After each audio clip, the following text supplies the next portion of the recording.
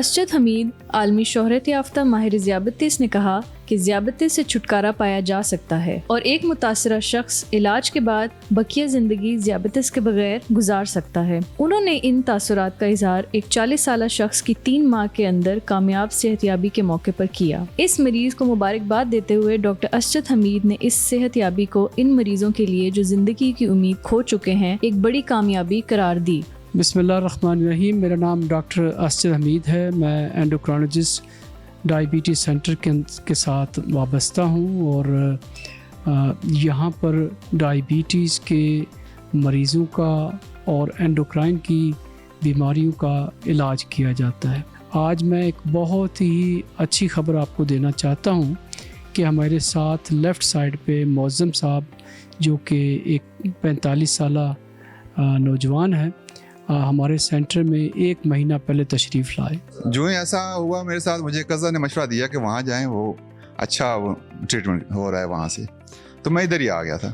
تو پریشان تھا کہ بھائی ڈائبٹک ہو گئی ہے، اب ذرا دوائیاں شوائیں کھانی پڑیں گی۔ تو ڈاکٹر صاحب سے ملاقات ہوئی، انہوں نے ماشاءاللہ ایک اچھا پلان مجھے دیا۔ انہوں نے صرف اور صرف ہمارے دیے ہوئے جو ڈائٹری پلانس ہیں ان کے اوپر عمل کیا، اور صرف ہم نے ان کو ایک انجیکشن جو کہ انسولن نہیں ہے وہ ہر 10 دن کے بعد دیا۔ تو آج یہ مکمل اس حساب سے بہت اپنے آپ کو ہلکا پھلکا محسوس کر رہے ہیں، بہت خوش ہیں۔ اس سے ڈائبٹک تو ابھی پتہ چلا، لیکن ویٹ جو میرا کم ہوا ہے وہ میرے لیے بہت اچھی بات تھی، اس سے بڑا خوش تھا۔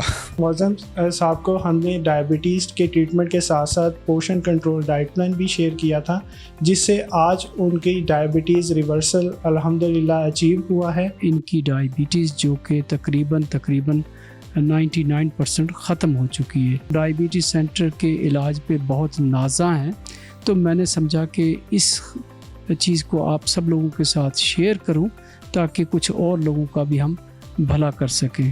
میں یہ کہوں گا کہ ڈائبٹیز بہت خطرناک مرض ہے۔